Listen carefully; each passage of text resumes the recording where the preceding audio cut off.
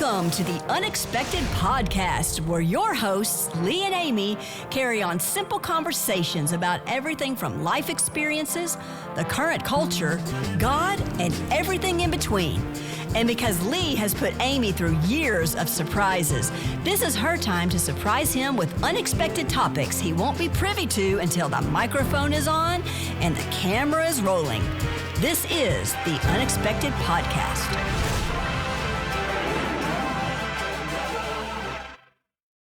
Well, welcome everyone to another episode. Hey guys. And we have such an exciting guest, and this is going to be a really special time. Zachary Gordon, welcome to the Unexpected Podcast. Yeah, Zach. Can I just say this was unexpected? Yeah. Yes. Everything about what we do is unexpected. And Never know wow, what's going to happen. You know what? I'm going to give you just a brief intro about Zachary Gordon. Many of you are already very familiar with him, his amazing career in film, television, now also music. We first knew about Zachary Gordon from the wonderful movies, The Diary of a Wimpy Kid. Our boys loved that series, and it's just amazing that we actually get to know you. And of course, we met Zach through our good friend Grayson Russell. So it's just so good to have you in Tennessee. Yeah, Grayson plays Fregley in the Wimpy Kid movies, so there's the parallel there. And I should also say I want to just thank both of you for being so kind and so generous with your time and the music studio that I've been working out of with your son Luke. He's so talented, and we did a track together. I can't even believe it. It's been a year and a half since we recorded it. Yep. It's called Waste My Time, and it's about my experience living in Los Angeles, in a city that I feel like, I mean, if I could say this, I think the city feels undeserving of love for whatever reason. And so, which is sad. I think we all are deserving of love. And so, that being said, that's how we became acquainted. And I'm really enjoying the process of working here. And obviously, like I said, Luke is so talented and so kind and fun to work with. And you both have just been tremendously gracious. I have water here, tea downstairs. So thank you so much. Absolutely. Well, thank you. I mean, thanks for being here. Yeah, and you mentioned already the song Waste My Time, and you've got some other singles out already, working on more. And earlier, I have to say, I was just going around and Waste My Time. The song is great. It's catchy.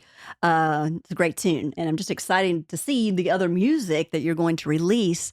When we have guests in, a lot of times we like to just go back and just hear a little bit about your origin story. Not only where you were born and raised, but how did you get involved in the film industry at such an early age? Just if you want to give us a little rundown on that, that would be great.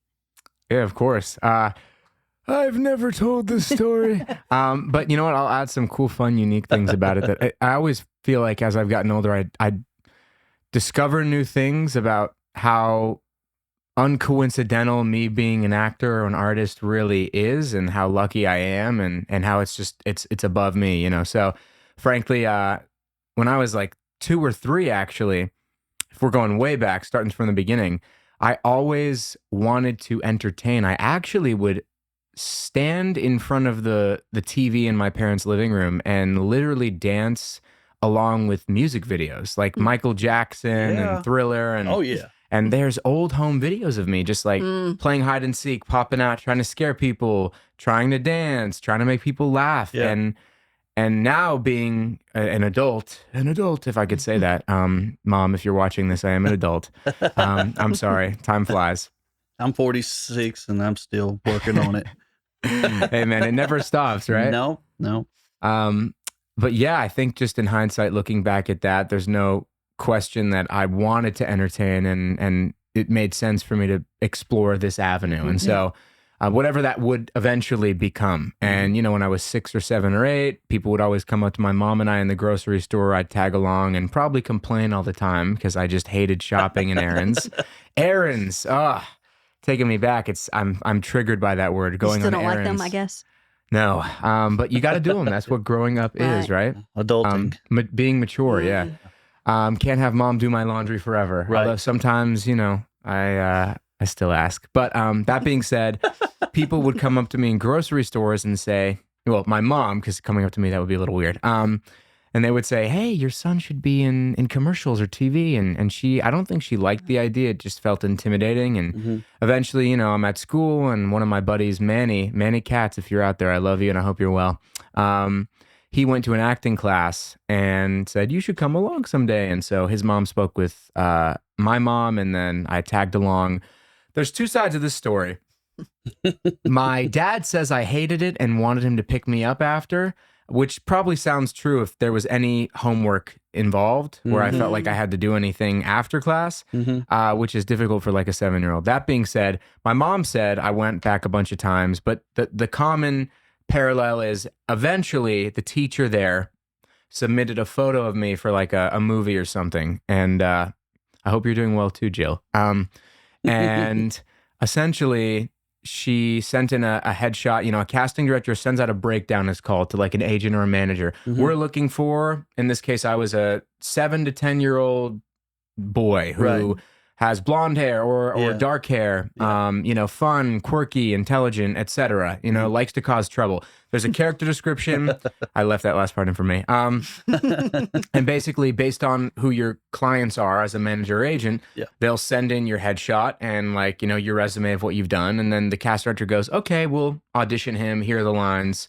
And that's how that process works. And so in my case, I had no agent, no manager, and I wasn't even in the class anymore. But the teacher, I guess, found some old photo of me, sent it in, and boom, got an audition for a movie called Because I Said So. And I didn't get the role, but I remember practicing a lot of jokes to try to impress the director or whoever I was meeting with at the time. And the kid who ended up actually getting the role, I think he must have looked a little bit more like the parents. He was out of town for whatever reason. And so they said, hey, do you want to fill his shoes while, we're having this read through? So Mandy Moore was there, Diane Keaton. Wow. It was a pretty solid cast at that time. And everyone couldn't believe that I wasn't the actor in the movie by the time of the read through, because they just thought I was so precocious and full of energy and popping candy the whole time. Just fearless, Sugar high. Yeah, literally. I wouldn't say sugar high because I have such a high tolerance for sugar. I've eaten so much throughout my life that, it's actually a blessing and a curse. Hopefully there's no diabetes in my future. God, please. Right. That being said, Right. the people there liked me so much, they were like, we should get you an agent. And so they helped me find representation, and I had a credit under my belt that eventually got cut out because that's what happens in the movie industry sometimes, because they wrote a little part in the movie for me to make up for how fun I was, I guess, at the read through. And to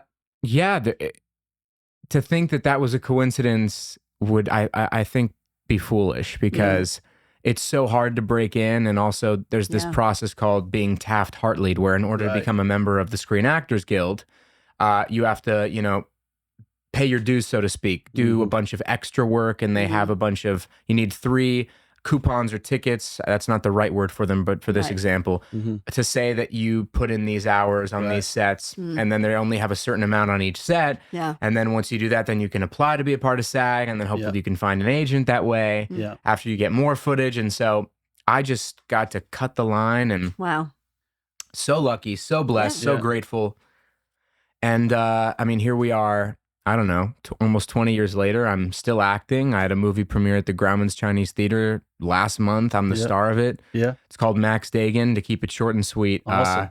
I play Max, and talk about a departure from being a young 7-year-old boy to Diary of a Wimpy Kid to this film is I play a musician who's a guitar prodigy, and he's traveling on the road, and essentially his father's in prison. He is dying of cancer, and I have to essentially convince the daughter of the man that he killed, that's why he was in prison, to agree to let him out on a compassionate release. So it's just, it's emotionally, it's emotionally heart-wrenching, and it's an honor to bring that role to life. We're hitting festivals, and it's just, and that movie has Michael Madsen, Jay Moore, Rob Morrow, Jeff Ross, the comedian, is amazing in it too, Kirk Fox, and some newcomers as well. I wouldn't say newcomers, just maybe they haven't gotten the opportunities to be in front of the camera as much as they might deserve. Right.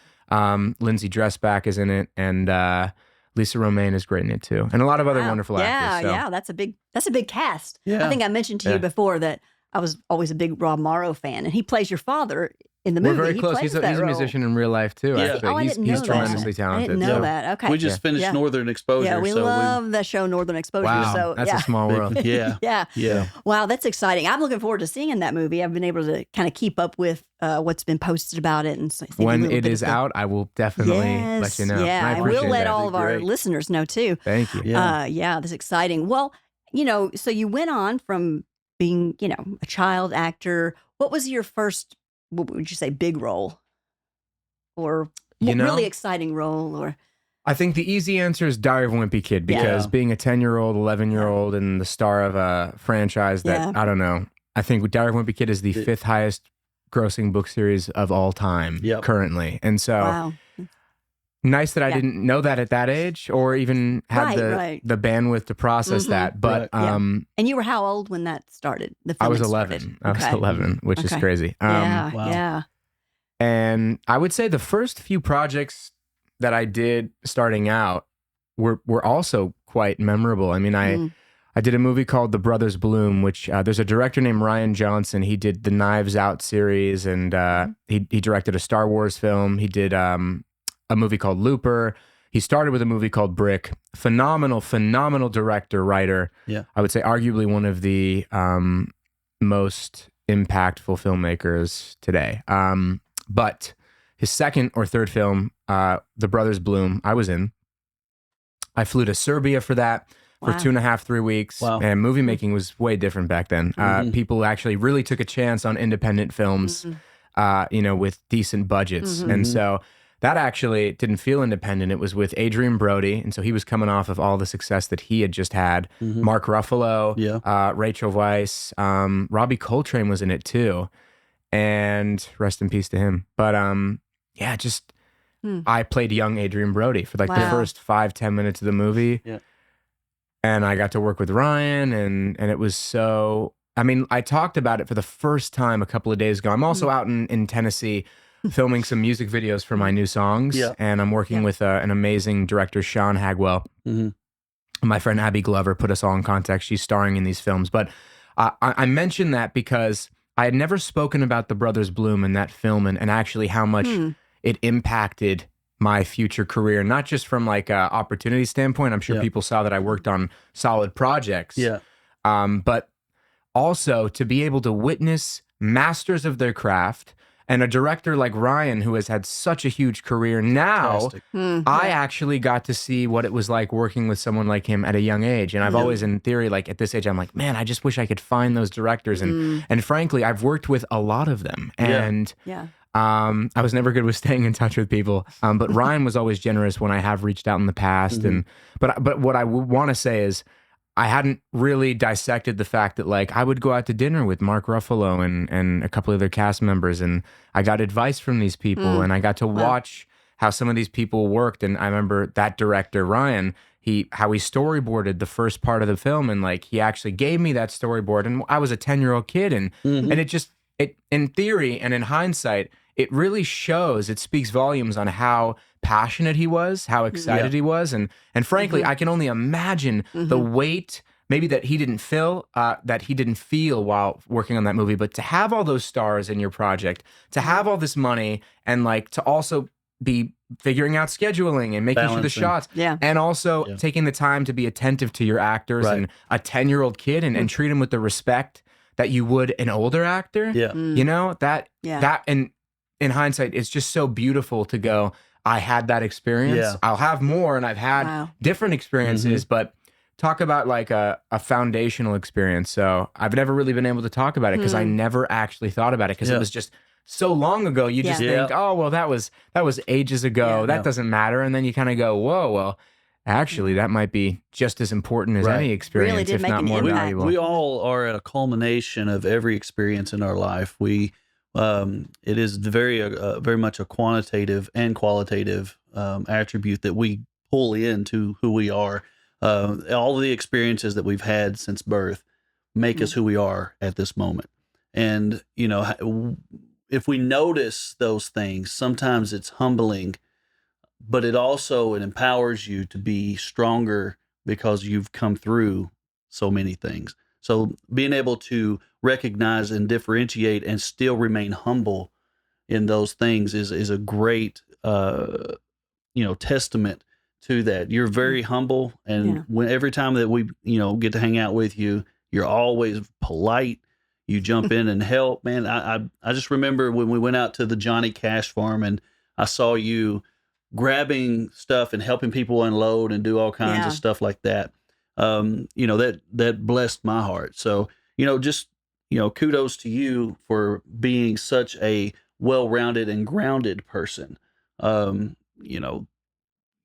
met a lot of people that are not, and some of them are, movie stars in their mind, but not in the, real world. But they have this tendency to think more highly of themselves than they should, and you don't do that, and I really appreciate that. I think that's a very good thing. Yeah, I appreciate that.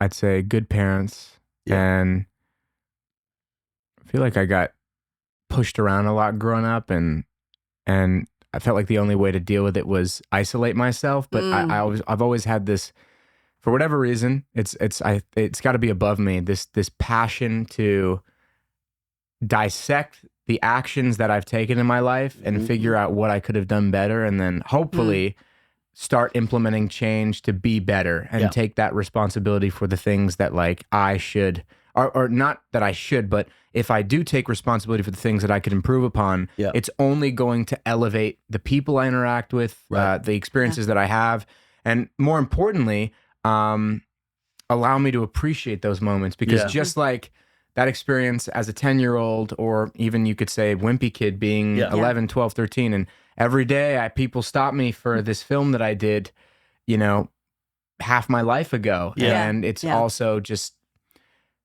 another thing to go, wow, there's a beauty in not realizing how special those moments were, but there's also beauty in going, okay, I can make sure that every experience that I mean, that doesn't mean I didn't appreciate it, but I'm just saying, as a 12-year-old, it's hard to think about anything except candy. Fathom everything that's actually going on. And so moving forward, I really go out of my way, because of that, go out of my way to try to really absorb and take in the moment and everything, this conversation, be as honest and get to the heart of what I'm actually trying to say, and stay authentic and hopefully grounded, because it's just, I've decided that's the type of person that I want to embody, and I'm working on doing that every day. And this is actually practice. Yeah, so absolutely. It all is. This is what we're in now. Like helping people with the bags. It's practice. Yes, it is. And this is a dressing room for eternity, and that's, that's the kind of mindset that I live with. And that was Leonard Ravenhill that said that a long time ago. What we're in now is merely a dressing room for eternity, and what we do here, what can determine our, the afterlife and the things that we go through. We know in part, and we say things in part. We don't know the big picture until we get to that point, and it's like, oh wow, that really happened. And so switching over to something else, it came to mind. Now, you were the little kid in the correct me if I'm wrong. National Treasure. National Treasure. Yeah. National Treasure 2. We went back that was another formative experience. With Nicolas Cage, which again, like, crazy to think that first off, that movie was amazing. That series is amazing. I love the movie. And like, I'm literally in that movie, which I don't think many people can say and talk about being blessed. And so, like, that's what I'm saying is, I feel like I'm just starting, because I'm now approaching acting from now having proper training, and also really figuring out who I want in my corner and how I want to lead this career, you know, and what I want to do with it, and where I want to go, and what I want to say. And I feel like I never had to think about any of that stuff growing up. And so it's weird, because I have this whole body of work that doesn't feel like I was actually mentally present for, but I was, and it exists, and people are aware of it, and I'm grateful for it. And so speaking of which, another cool experience is Nicolas Cage, also probably in a really popular place at the time too, which I never was able to process, thank God. But we would be on set, and I was just a kid, and so in between takes, we just I taught him this game where you play. It's called Slide. Like, I used to play it when I was in elementary school. You kind of just hit your hands back and forth and clap a bunch. I don't know. But he was kind, he was generous, and he would just talk with me in between takes. And even the director, John Turteltaub, I hope you're well too, John. They're all like, while I'm saying this, they're all, whoa, I just kind of felt some energy. Yeah. Zach Gordon.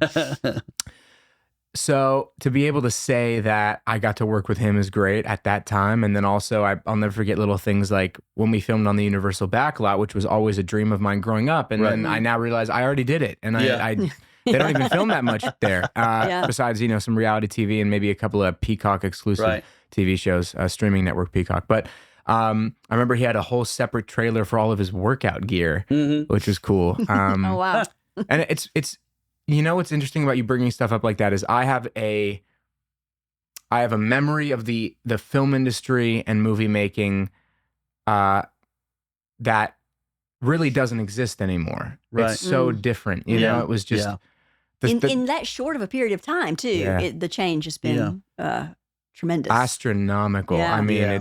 it's Different world. it's so different, and I don't want to say it's worse. I feel like everyone was always like, my time was better. You have no idea. Back in my day. Yeah, truly. But there was something to be said about being able to really go into audition rooms. It didn't feel like a cattle call, so to speak. And I mean, then again, 10,000 kids auditioned for Wimpy Kid. So I got really lucky with that lottery ticket.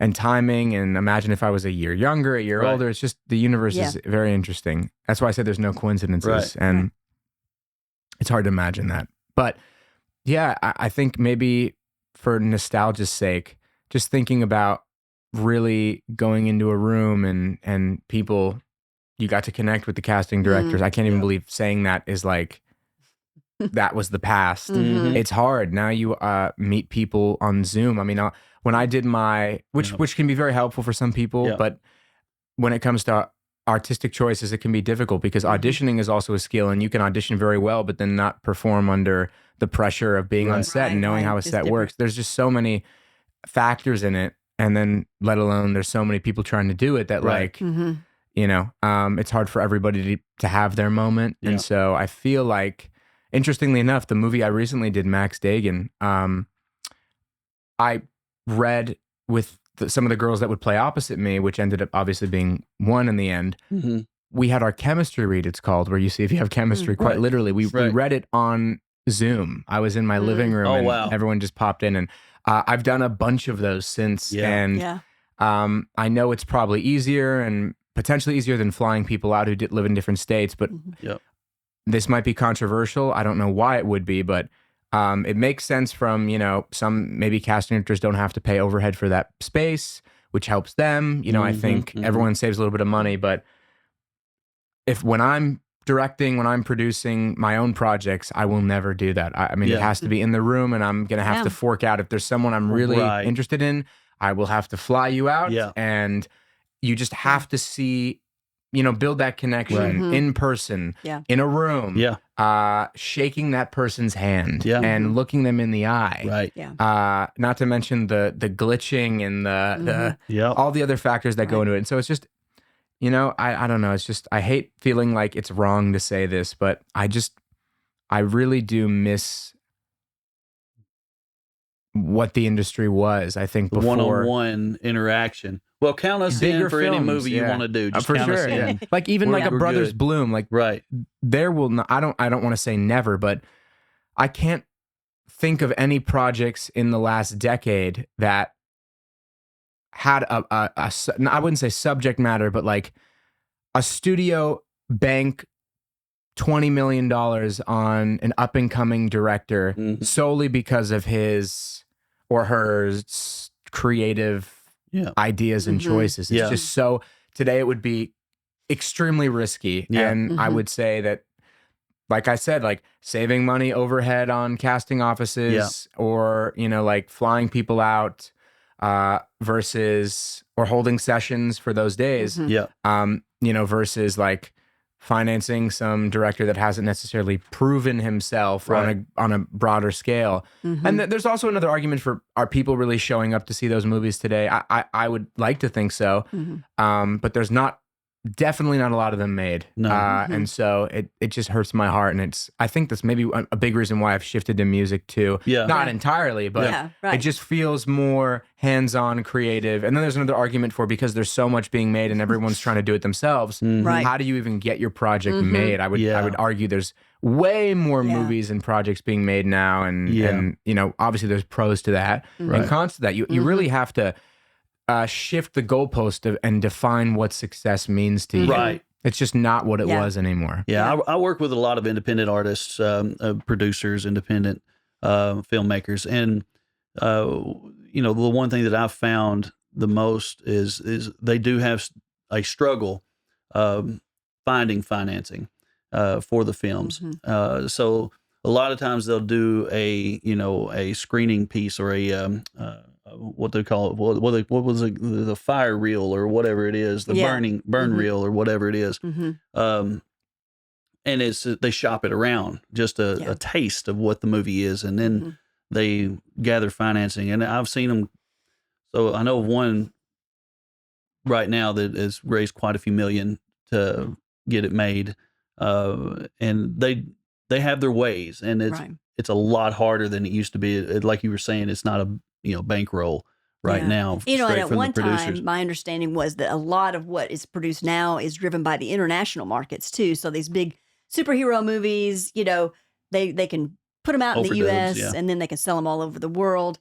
You know, I guess I kind of miss, going to the theater and seeing, I'll show my age here, but, movies like Steel Magnolias and these great storytelling very narrative movies driven that were maybe simply filmed, but, I guess there's a lot of us who really miss that, So have a I desire think it's a for that. testament as to why Wimpy Kid has made such an impression, is people really do miss it. And that's why they go back and watch films like that. Yeah.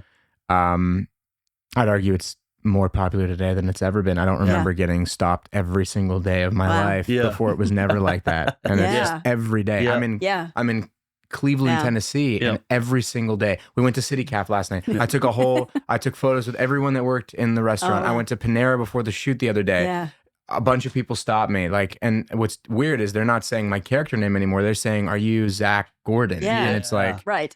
That's great. whoa. Man. We were at Chick-fil-A yesterday too, before we started working, and we're in the drive-thru, and the guy's like, "Jeremiah, hi, if you're watching this." He was like, "Are you from Diary of Wimpy Kid? Is your name Zach?" And I'm like, "This is insane." Yeah. I've physically went to 2 places. That's it. Yeah. And like, Are you Zach Gordon? Yeah, I mean, You're an unexpected podcast. and I'm grateful for it because it allows me to connect with people. Right. Yeah. But it's also just, I really think, and it's not sad, but I look at the data and I go, well, people clearly, there's so much coming out today, right? Like so much. Yeah. So why is it that when there's more things being made today than quite literally ever, why are we going back to movies that we've already seen and know and love? That's And true. it could be nostalgia, but it could also be There's a difference. Yeah, there's a in the depth. style. Yeah, There's a depth there that is authenticity. that connects not only to your social construct, but it connects to your soul.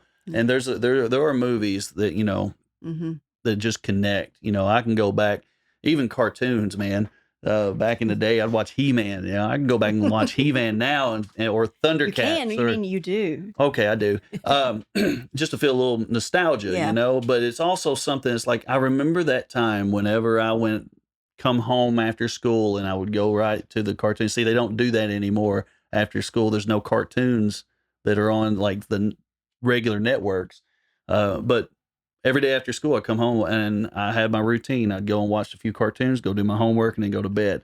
And, or on Saturday morning, cartoons. We don't have that anymore. So this generation past 2000 really, really missed out on that type of childhood. And when we started getting, these things, it really started pulling that camaraderie, because we would all come together. Everybody, like at my school, is like, "Hey man, did you see the cartoon yesterday at 4:00? There was a certain no streaming, time. Right? Did you watch Wednesday night? So there was this camaraderie that happened because that show only came on at that time on Wednesday night.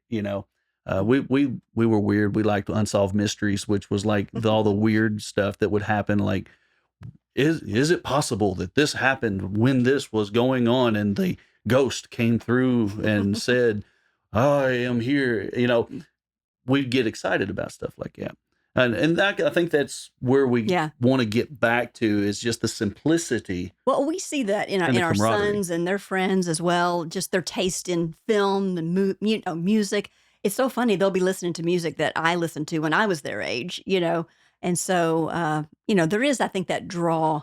Something I wanted to point out too about the Diary of a Wimpy Kid, because we also know Grace and Russell. It seems like you guys have, a lot of you from that cast stayed in touch, and it seemed like there's like a unity, which is a beautiful love thing. that. I don't know that you experience that on, every project that you are a part of, but it just seems like a really cool thing that you guys stayed in touch through the years. It's not common, and I think typically you work on a project and then everyone goes their separate ways. Mm. And I think why we've stayed in contact is very few people understand what it's like to grow up on film sets, make the sacrifices that you had to make in order to not only be there, but there's a whole other side of it, like auditioning and dropping school obligations and friends' birthday parties and being normal just to get to the point where I got a role like that. And how many people do that rat race and don't get a role like that? And, that's why I know how lucky I am. And so, Right. because the rat race doesn't end, I'm still doing it. Yeah. You know? And I think that's a whole other, topic as to why this industry has programmed all these people to feel like they constantly have to just keep running in this race. Yeah. I don't know. It's above my pay grade, but I definitely have an opinion about it. But that being said, I think there's a couple of things. I think one is Grayson and I don't agree on everything, but we agree on a lot of things. Yeah. And I think it's how we want to treat people, how we want to treat ourselves. We have similar goals in terms of wanting to be, successful musicians. And I think successful meaning we've defined that in a way for our own career path and, what that looks like. Right. Rather than aimlessly trying to grab onto things and search for things. And so I feel like the reason, and also Robert, who plays Rowley in the films, I feel like we all really do see the world differently and have grown up very differently. And, Grayson grew up in Alabama. I was in Los Angeles. Robert was in Rhode Island. Wow. I even think politically we're all different. Not that politics even matters. And I just don't even like that it's ingrained in everything, because I think we all need to look at each other as people. And that's really it. And I'll keep that in because that's really it. But that being said, I would say that we all have a similar passion about whatever it is that our fields are. Robert's a writer, Grayson's a musician actor, I'm a musician actor, writer, all this stuff. And we all have respect for one another, and we respect each other's time. And again, with that shared experience as kids where not a lot of people can understand what we had to give up, and then also what we experienced in the latter half of our years and are still experiencing every day. Yeah. I think that brings us together, but naturally it's who we are at our core that keeps us together, because there are people that I've worked on other projects with that we all share similar career paths, but I think spiritually, emotionally, if I could say in a mature way, maturity, we all aren't in alignment. That's okay. But I think that is a reason why we've all stayed in contact, because I feel like we've all been on similar trajectories. And I would say more importantly, on the maturity front, I feel like we have conversations that I can't really have with a lot of people. And that could be about world issues to, career issues to social issues, and not, on anything news related. I just mean in terms of our own lives and an understanding of like, how could I, like the conversation of what I could have done differently in a situation to be better, so then I can take that with me, and then what I would want in I don't know, we're at that age, a partner, a romantic relationship, and how I could be the person that I need to be in order to, one, attract that person, but two, also be able to dedicate that time to that person out of respect for myself and for them. And so even saying stuff like this, I don't feel like a lot of people, they might not be interested in that. That's okay. But, we are all uniquely interested in it and like are able to understand each other and take things, what he would do, what I would do. And we may not agree, like I said, but we can appreciate that we can have a conversation about it. Yeah. And you guys are, very, so there's a law in the universe, in the Christian world, and pretty much it's universal across the board, sowing and reaping. You guys have sown, this camaraderie into the world through your art and what you've done in acting and music and different things. You've sown this in. So you're going to be reaping very good things, and that's, good in, good out, bad in, bad out. You get, you reap what you sow. So what I see in you guys is this, you're able to speak into people's lives, man. That's not and it's not to say, oh, you need to be careful and, it's just one of those things of you have a platform and you can change people's lives. So the musicians, we sing songs. If we hit a G chord, then we're going to be invoking like happiness. If we hit an E minor, well, we're going to get some, melancholy or, deeper things. But what I see with you and Grayson and just from knowing you guys and watching you, that sounded creepy. I watch you. I see where you guys can speak into people's lives. Grayson, I know he's gone and got his degree in counseling, I believe it is now. And it doesn't surprise me because I see that, you guys are able to act these things out and live a life of saying, hey, you know what? Yeah, you know me from Diary of a Wimpy Kid. I know that you love that movie. That was awesome. Let's take a picture together. That means a lot to somebody who's been depressed, been hurt, been whatever, just by taking a picture. And that, man, that to me, that is so impressive, because that's that you take the time, because I've seen people in the industry that will not do that. And they're very, very arrogant and full of themselves. And I think there's a balance. I've started to understand this, not in defense of anybody, because I can only speak from my experience, and that's all I am trying to do. But, sometimes I'll be at a restaurant and I haven't gotten sleep. I haven't eaten all day. And totally understand. I was actually with your son last night. We were at, at this restaurant, and essentially these people were so kind and came up to me, and I typically know when somebody recognizes me before they come up to me, or maybe even they know, because I subconsciously, I'm always scanning a room, whatever room I'm in, and there's always this double take. It's like a look and then a I remember, and they just kept looking and talking amongst themselves, and I told Luke, I said, I wish they would just come up and say hi, it's nice to meet you, and which can be intimidating too. I understand that, you know, and because then I can take a photo with them, and then we can talk, and then I can eat my food, and not you need your own time and your peace. And I'd be like, and not worry that someone's gonna take a photo of me taking a bite of chicken, and because that happens too, and I feel like it's part of the territory though, and when adding on to what you were saying in terms of people maybe not being friendly when people recognize them, I understand their side, because I'm like, well, it would be nice. The flip side of that is, which people don't like to talk about or like to acknowledge, is, and I wasn't aware when I was a kid, and maybe why I was resentful about things until I matured and realized the gift that I have. But, there's always two sides to the coin. Right. And that coin is, everyone wants to be rich and famous. And I mean, I just say famous, more people would want that. And frankly, they don't want all the negatives that would come with it, which is, That's right. I'm sitting at a restaurant and some people are just watching me taking videos while I'm trying to eat. But you know what? I'm from the Diary of Wimpy Kid movies, and people actually care. And I think to button this is what you said about talking about, like, not realizing, you didn't say the responsibility, maybe you did, but there's this quote from Spider-Man, and I feel like I respect it a lot more now and appreciate it for different reasons. Right. And, he's talking about superpowers and protecting people, but with great power comes great responsibility. And what I mean by that is, a lot of people want to become famous and rich and successful so they can finally do all the things they never could do that maybe morally aren't actually great. And so what I've realized is, decide what your morals are, live your life however you want. I frankly don't care, as long as you're not hurting me or the people around you. But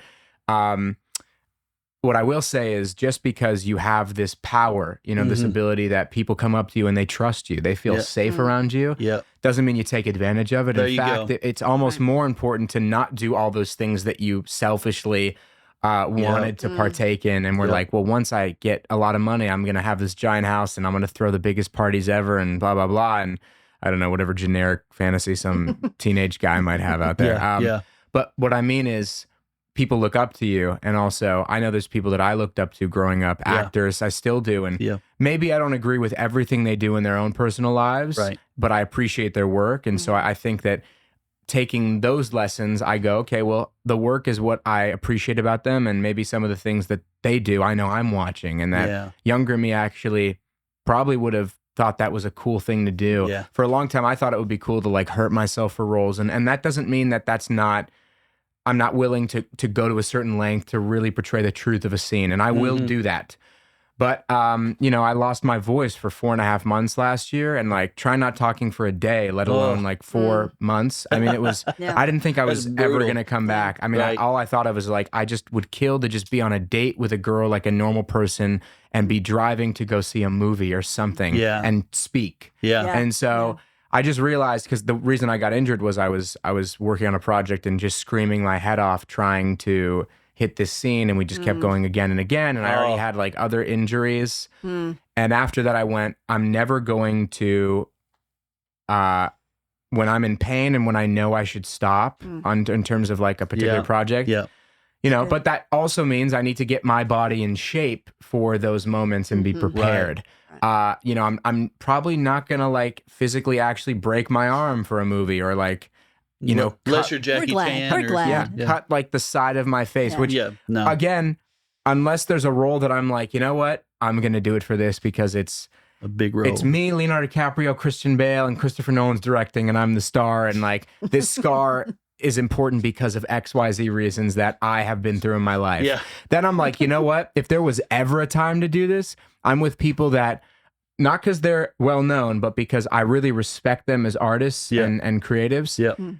This is my chance to go as far down the rabbit hole as possible. But again, the message is here, with great power comes great responsibility. And it's my job to remember, dang it, sometimes it's like, man, I wish I could just say, hey, can you please leave me alone? But also, I signed up for this and I wouldn't trade it for the world. And guess what, buddy? Suck it up, because people would cut off their limbs to be in a restaurant and people smile when they see you. And so I have to remember that and go, we're all human. We are all normal. And for whatever reason, people continue to watch those movies, and I'll always be grateful for that. And it's my job to remember that, like, it isn't everything about me, but some people see me as, somebody they grew up watching. And so I want to make sure that they know that I'm not the character from the movie, but I can still also hopefully validate the fact that, like, the nice feelings that they have can also remain nice. And it's not me and it's not about me, but like,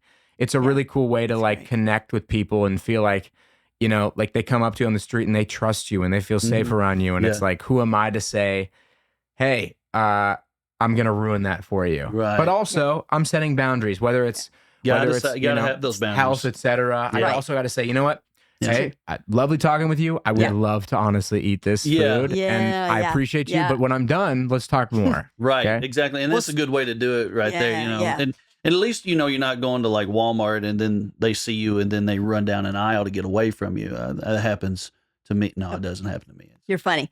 Well, Zach, we know you got to get back to making music. So just one final thing. When did you decide that you were going to start recording music? I mean, how did that all come about?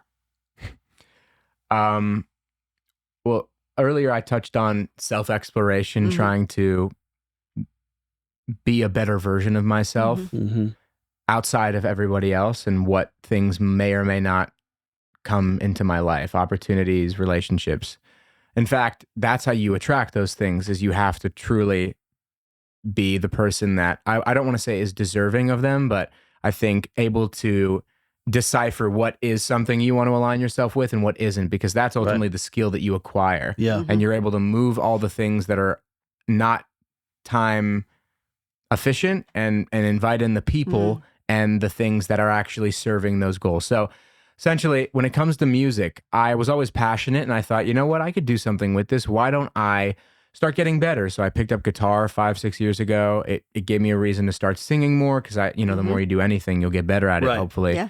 And eventually, the pandemic happened, and I had a lot more time in my house to just kind of practice and vent.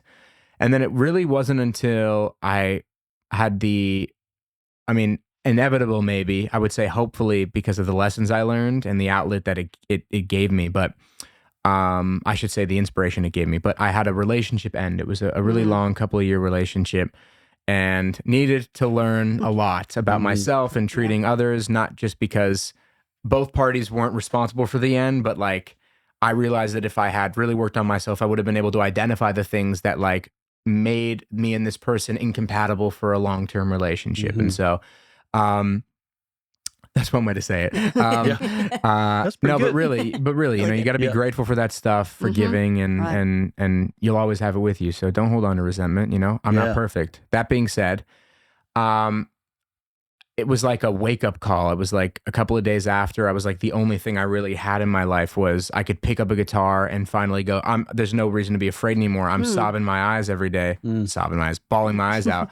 And so I had the adrenaline and the fire to go, let's start writing about this. And so I wrote a bunch of songs. Time Bomb was born 4 days after my heart was crushed in a great way. Wow. And it's amazing. I mean, I'm so glad all that stuff is, I don't want to say over. I just mean like, it's nice in hindsight to go, that was not a healthy relationship for everyone involved. And I'm really lucky that I'm out of that. But I should say that really the gift is I got to, in hindsight, get everything out that I needed to, explore it. The pettiness, the anger, the sadness, even the joy at times. And then do something with it that actually moved me forward in my life. I mean, I performed a show like a week ago in Los Angeles. I have videos. I'm singing this song. I've performed 2 shows right now. One at the Hard Rock in Orlando last month, and then in LA with a couple of friends like a week ago. And Time Bomb, when I tell you, people come to this show and they sing every lyric from this song. It's crazy because this was something that I thought no one would care about, no one would listen to, and it was going to be embarrassing for the person that I wrote it about, which I'm sure they've heard it, and if not, it doesn't matter, I wish them the best. But that being said, that was why I was like, I can't release this. And to think of the doors that song has opened for me, and it will continue to open because barely anyone's even still heard it. And so like, it's exciting to me to go, wow, I played that live acoustically and I love the song, and thank God I took that time to actually, because for anyone going through anything tough out there, the pain goes away. It really does. And if you actually don't express it in a safe environment, it'll color other things in your life in a negative way. But I should also say that the pain from the true experience, when it's fresh and it's raw, I'm sadistic in that sense. I don't know if it's masochistic or sadistic, whatever it is. But I'm not an expert on that. But what I will say is I love taking painful moments in my life and really dissecting them and exploring them through music. And so music wasn't necessarily a means to an end. It was actually, to me, it's the only way I know how to move through anything in my life that's painful. Wow. And your songs are going out and will continue to go out and help other people process things going into their life. That's the gift. I want to actually button the last thing I want to say is Waste My Time. I recorded, you guys witnessed it. It was about the pain of wanting to have a stable relationship, but feeling like in Los Angeles, I couldn't really find anybody that was willing to take that leap with me. And so maybe I could have been the problem in the people that I was pursuing, They're not inherently bad, just wanting different things and not able to communicate that. So that being said, I had somebody actually fly from Chicago last week for 1 day, because apparently I never perform, which is true because I want to have more music out. But I will soon, and I'm going to start performing more. That's great. She flew out from Chicago because she saw that I was performing in LA for one night. And she only wanted to see me play Waste My Time. Wow. Well, that's great, man. Can you imagine that? And that was recorded here. It was recorded here. And on top of that, I didn't perform it because I was like, I'm just going to do a couple of songs and keep it short and sweet and connect with the audience. And when I heard that, one, talk about humbling, and two, just another sign to go, yeah, I feel like the world doesn't even know that song exists, Yeah. but that doesn't necessarily mean that people haven't really enjoyed it. And so I feel like I'm even learning the shift of just because a song doesn't have tens of millions of listens doesn't mean people don't care and it hasn't helped them, and they're not willing to fly across the country to see me sing it for 3 minutes. Wow. And like when you put all that in perspective, you go, talk about defining success. And I think that's a dangerous trap. Yeah. That to me went, I need to start moving my goalposts because I don't know about you, but I have never flown anywhere to see anybody perform one song. No. Especially somebody that's, you know, I'm not early on in making music, but I'm early on in releasing music. I have 2 songs out. Yeah. And that was released a year ago. Right. So it's like, people still care, and it's up to me to just recognize that, be grateful for it, you know, appreciate them, let them know they're appreciated, and show that appreciation, and then just keep the train moving, because there's little signs from the universe that you just gotta keep going. Keep going. And these are them. That's it. Yeah. Wow. We're going to put links to Zach's music in the comments section. Zachary Gordon, we are so thankful that you took the time to sit down with us. Yes. I know you're busy, and you're always out there just working on the next step. You're very disciplined, and we just wish you the best. We love having you around, We Zach. do. Thank We you. do. I really appreciate both of you. Thanks for giving me the opportunity to just talk about me. Yeah. It was Sometimes great, it's the best great. thing to do is just talk it out. Yeah. Talk it out. We do And, that a lot. Thank you for caring. Thank you for, again, just being just tremendous supporters of my career and you know, putting Luke and I in contact as well. And I never take that for granted. And so thank you for always being kind to me. And I'm really glad we could do this. Yeah. This is fantastic. All right. Well, hey, guys, we will see you on the next episode. And we thank you for being with us. Yep. Have a good one. See ya. Don't forget to like this video and please subscribe to our channel. Drop your comments below. We'd love to hear from you. If you prefer audio podcasts, please follow us on your favorite streaming platform.